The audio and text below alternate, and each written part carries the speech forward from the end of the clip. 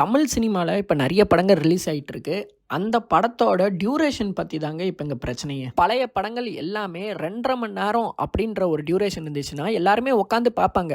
Okay, இந்த படத்தை நம்பி பார்க்கலாம் அப்படின்ற மாதிரி. பெரிய ஹீரோஸ் நடிக்கிற படம் 3 மணி நேரம் இருந்தால் கூட ஓகே, நாங்கள் உட்காந்து பார்க்கறதுக்கு ரெடி. ஏன்னா அதுக்கேற்ற ஸ்க்ரீன் பிளேவும் இருக்கும், படமும் செம்ம எங்கேஜாகவும் இருக்கும். இந்த மாதிரி தமிழ் சினிமா எவால்வ் ஆகிட்டு இருக்கும் போது வெளிநாட்டு படங்கள் எல்லாமே பார்த்து கொஞ்சம் ட்ரெண்டு மாறிச்சு. என்னன்னா 1.5 மணி நேரத்தில் கிறிஸ்பாக கதையை சொல்லுவோம், கண்டென்ட் மேட்டர், அதை தவிர்த்து மீதி இந்த மாசு எலமெண்ட்ஸ் எதுவுமே தேவையில்ல அப்படின்ற மாதிரி படங்கள் வர ஆரம்பிச்சிருச்சு.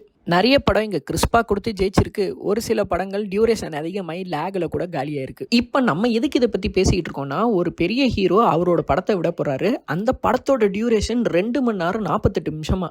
அப்படின்னா 3 மணி நேரத்தோட ஒரு 10 நிமிஷம் கம்மி. டைட்டில் கார்டு, அட்வர்டைஸ்மெண்ட் எல்லாத்தையும் போட்டு பார்த்தா கூட ரவுண்ட் அப்பா ஒரு 3 மணி நேரம் வந்துருச்சுன்னு வச்சுக்கோங்களேன். அது யாரோட படம்னா நம்ம நடிப்பின் நாயகன் சூர்யாவோட படம். கார்த்திக் சுப்ராஜ் டைரக்ஷன்ல இந்த படம் May 1 ரிலீஸ் ஆக இருக்கு. இந்த படத்தோட பாட்டுகள் சோசியல் மீடியால அந்த அளவுக்கு சக்கப்போடு போட்டுச்சு. ஊர்ல யாரு என்ன பார்த்தாலும் சரி கனிமா கனிமான்னு டான்ஸ் ஆடிக்கிட்டு இருந்தாங்க. தொடர் தோல்வி, கடைசியா தியேட்டர்ல எந்த ஒரு ஹிட்டும் கொடுக்கல, எதிர்பார்த்த அளவுக்கு போன கங்குவாவும் இல்ல.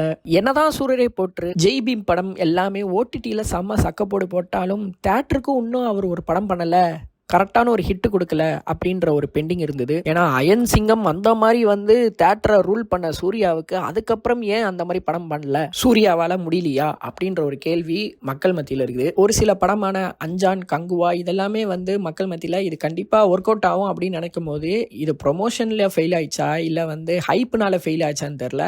அந்த மாதிரி தொடர் தோல்விகளை சந்திச்சு வராரு சூர்யா. எங்க தோல்வினா தியேட்டர்ல அந்த படம் ஹிட் ஆகலன்னு அர்த்தங்க. உடனே கமெண்ட்ல கழுவி ஊத்தவனா. ஸோ இப்போ கார்த்திக் சுப்ராஜோட கூட்டணியில் ஒரு காமெடி, லவ், வார் அந்த மாதிரி படம் சொல்லியிருக்காங்க. கார்த்திக் சுப்ராஜுக்கு கடைசியாக வந்த ஜிகர்தண்டா 2வும் செம்மையாக ஒர்க் அவுட் ஆச்சு. ஸோ இந்த படத்தோட இப்போ ரன்னிங் ஹவர்ஸ் 2 hours 48 minutes சொல்லியிருக்காங்க.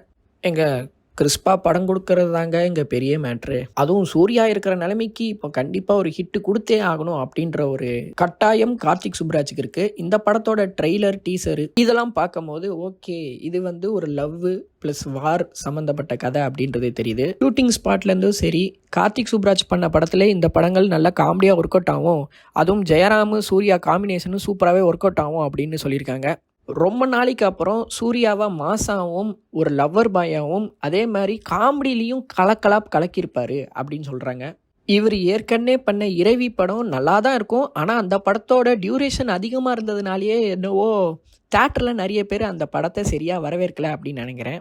தலைவருக்கு பேட்டன் ஒரு படம் பண்ணார், ஆனால் அதுவும் ஒரு கம்மியான டைம் தான். இப்போது சூர்யா வச்சு இவ்வளோ பெரிய படங்கள்னா எப்படி இருக்க போகுது அப்படின்ற ஒரு வெயிட்டிங் இருக்குது. எப்படி ரஜினி சாருக்கு பேட்டன் ஒரு படத்தை கொடுத்து கம்பேக் கொடுக்க வச்ச இந்த கார்த்திக் சுப்ராஜ் அதே மாதிரி சூர்யாவுக்கு ஒரு கம்பேக் கொடுக்க வைக்கல, அவர் பேர் கார்த்திக் சுப்ராஜ் இல்லை அப்படின்னு இந்த படத்தை பண்ணியிருக்காங்க. பார்ப்போம் எப்படி இருக்க போகுதுன்னு. இந்த மாதிரி அடுத்தடுத்த வீடியோ வேணும் என்றால் நம்ம சேனலை லைக், ஷேர், சப்ஸ்கிரைப் எல்லாத்தையும் பண்ணி வச்சுக்கோங்க. தேங்க்யூ. சிறப்பான தரமான சம்பவம் நீ பார்ப்பீங்கடா.